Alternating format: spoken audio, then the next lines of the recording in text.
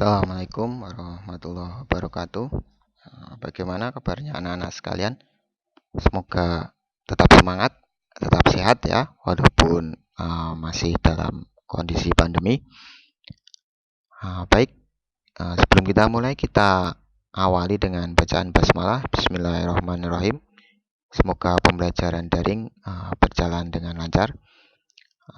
Materi kita tentang saluran mobilitas sosial kelas 2 semester 1. Tujuan pembelajarannya yaitu untuk menjelaskan saluran mobilitas sosial. Nah, gimana caranya itu agar mobilitas sosial itu bisa terjadi?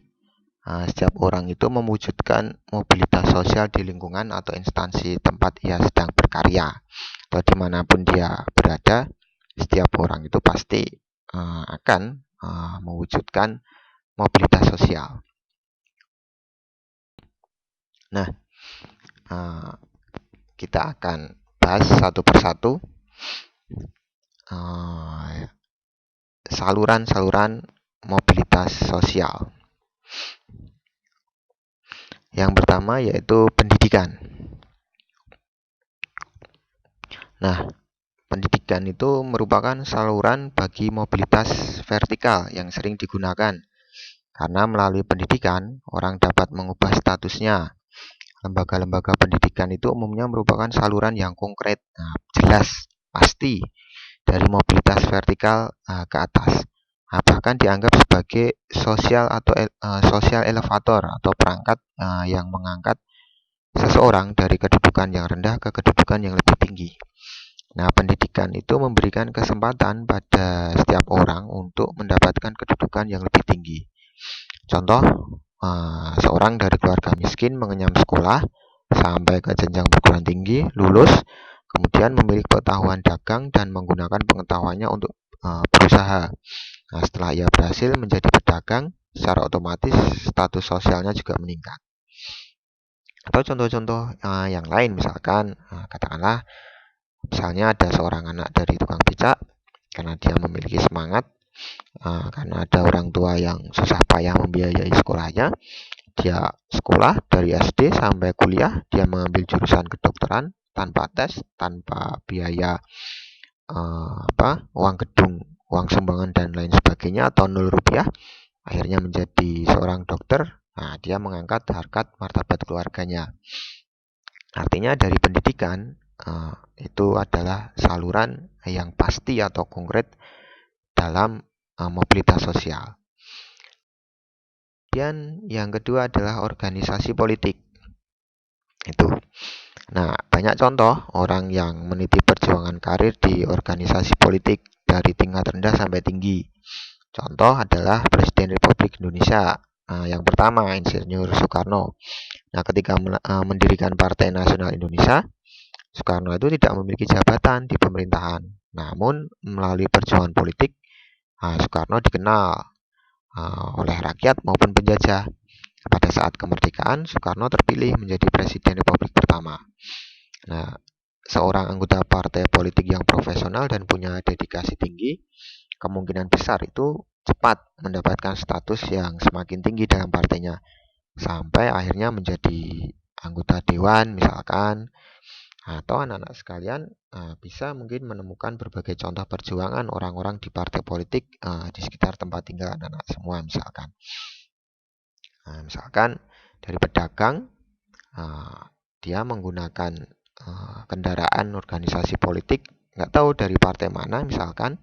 Nah, dari partai itu dia mampu menduduki jabatan di DPRD, DPR, atau di DPD. Kemudian ada organisasi ekonomi.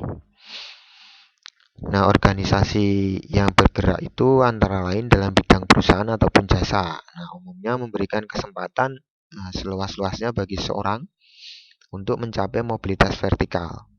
Nah, organisasi ekonomi itu antara lain ada koperasi dan badan usaha yang lain. Nah, anak-anak pasti ada kan koperasi di tempat tinggal. anak-anak sekalian. Sekolah jelas ada. Nah, apa tujuan didirikan organisasi koperasi? Jelas untuk mensejahterakan anggotanya. Nah, karena itu koperasi akan melayani kebutuhan anggotanya. Nah, koperasi sekolah tentu akan mengutamakan pelayanan terhadap santri, peserta didik. Demikian juga hanya dengan koperasi pasar, petani, nelayan, dan sebagainya.